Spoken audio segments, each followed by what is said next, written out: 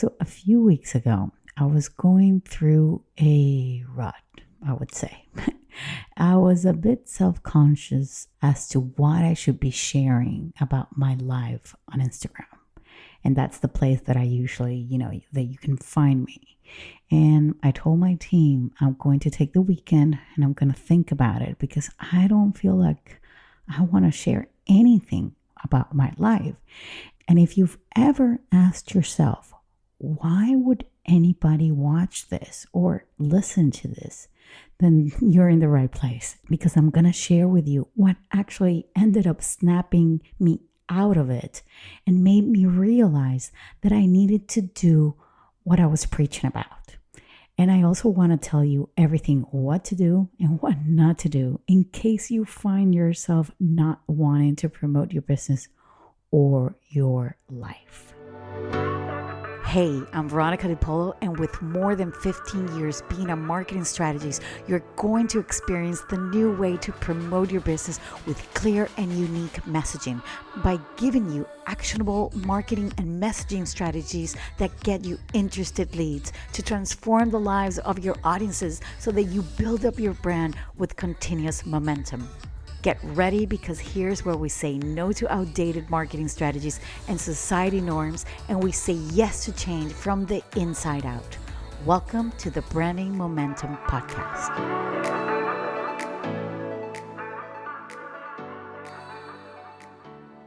Let me tell you a little bit how it all went down.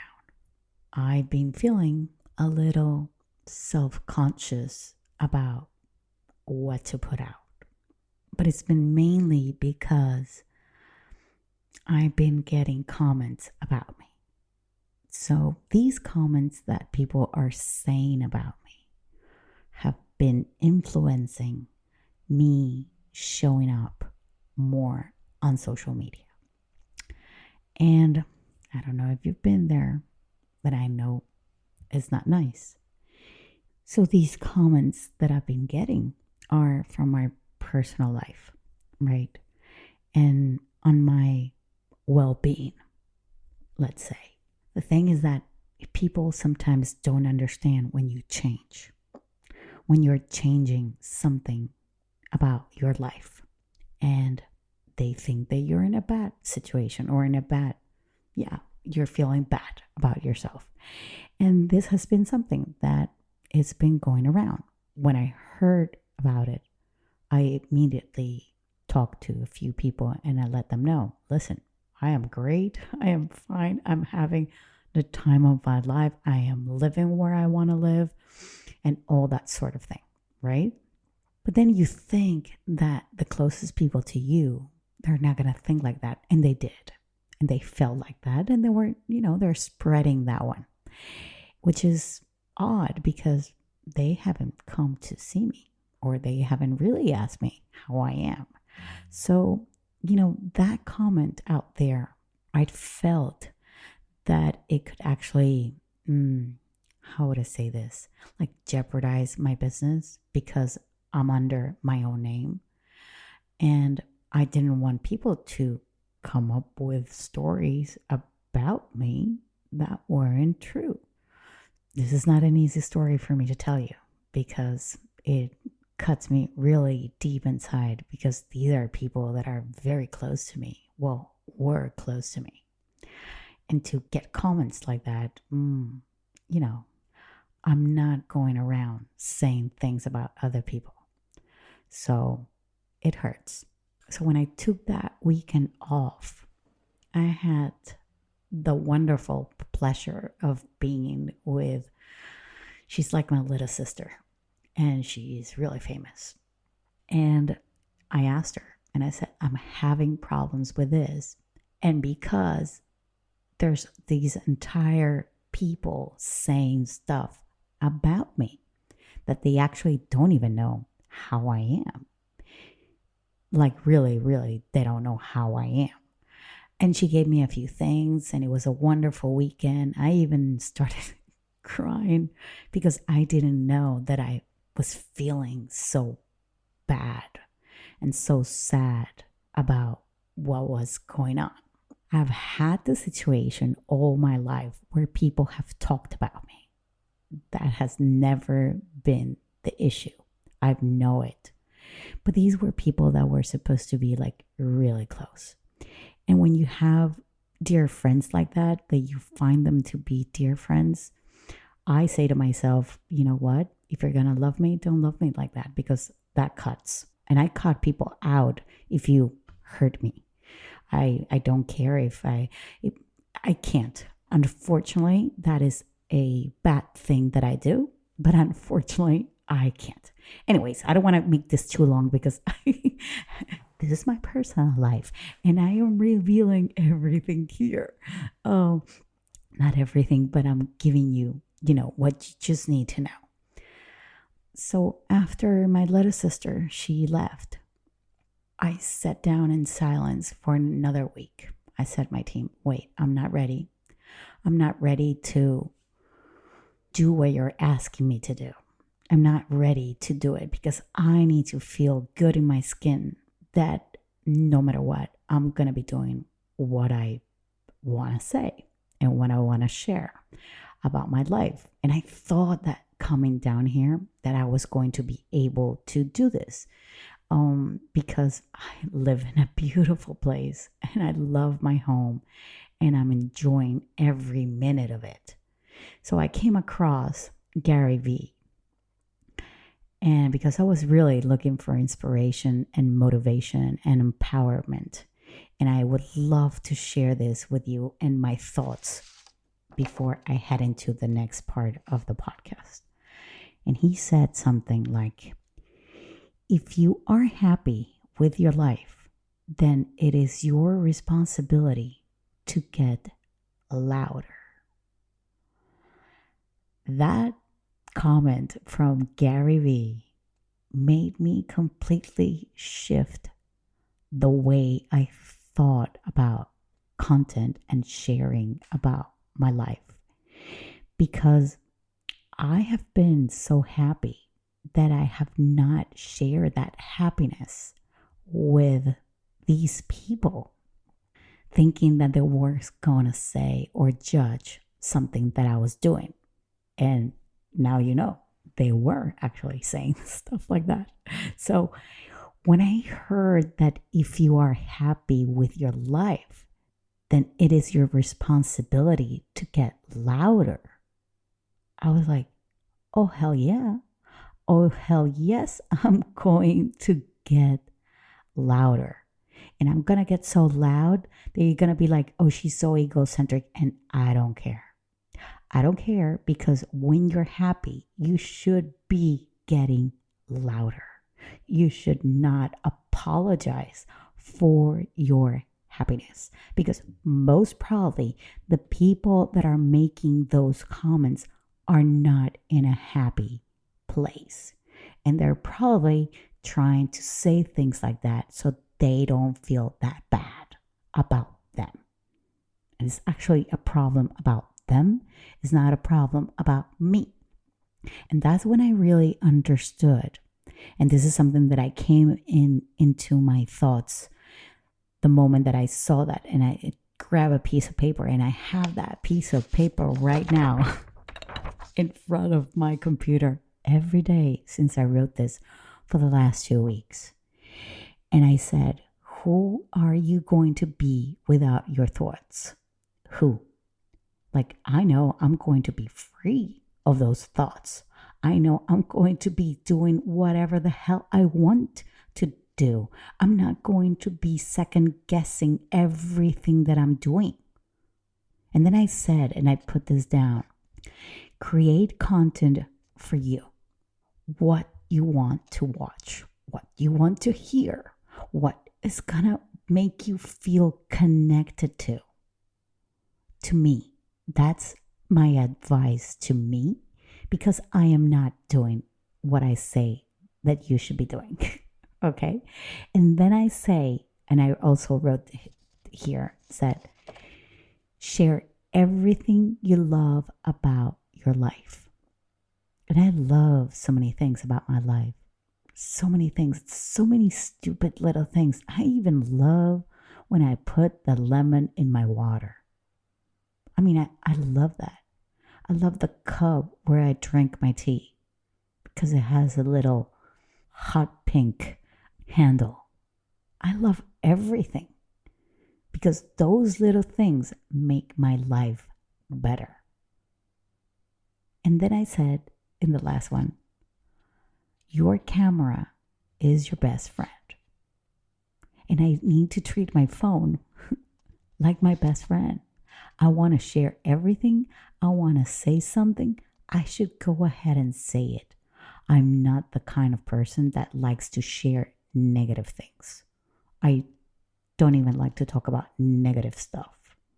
I rather stay in my bubble of happiness. And of course, I hear stories and everything. And I spend most of my days talking to people in pain, right?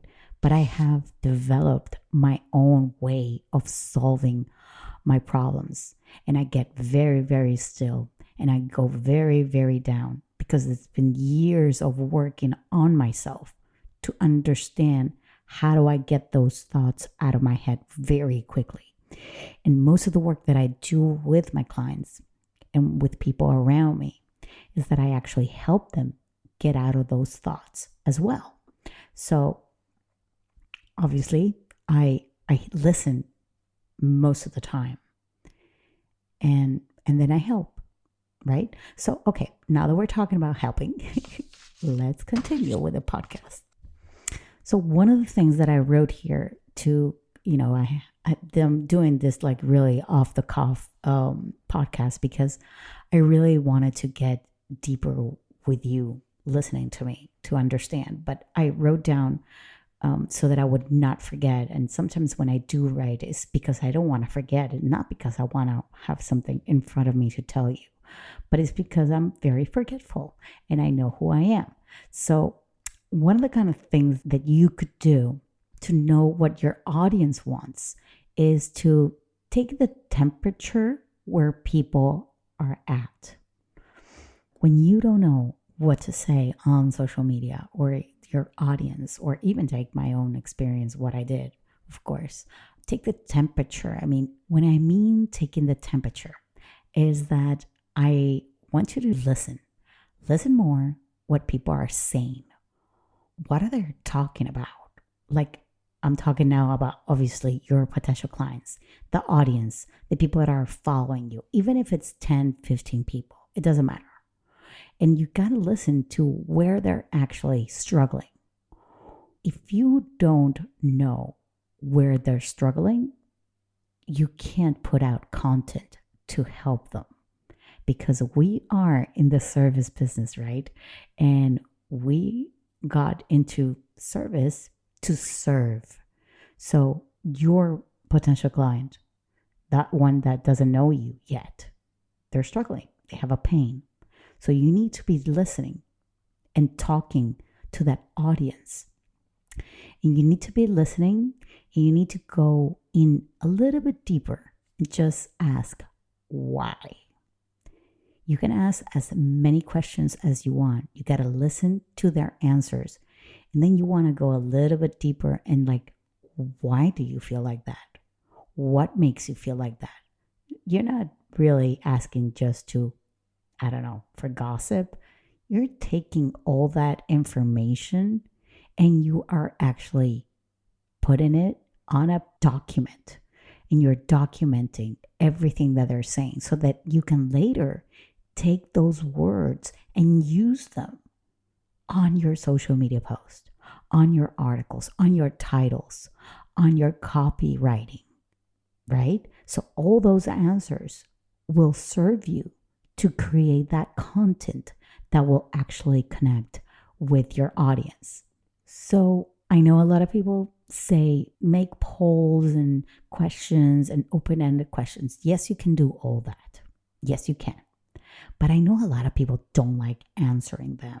But the best places to do them, I mean, if you have a really engaged audience on, on your Facebook or on your Instagram, then yes, go ahead and do that. But if you don't, Second best place where you can actually get these answers is on specialized Facebook groups or LinkedIn groups. Okay. Because that's where really people do help each other in groups. So the best place that you're going to be able to find those answers, it's over there. I would also suggest that if you have current clients right now that are really working with you, I would sit down and talk to them and record them. Just a simple conversation. Simply record them and ask them, of course, can I record you? Because I want to come down later and put this information on a piece of paper and I will know exactly how you feel. Sometimes when we're talking to other people, we don't keep everything in our head. So recording it is not a bad idea. Okay? Don't take notes because then you get distracted. Well, that's what I think. And then the last thing that you could do to know what your audience wants as well is to look back at the content you have created in the past.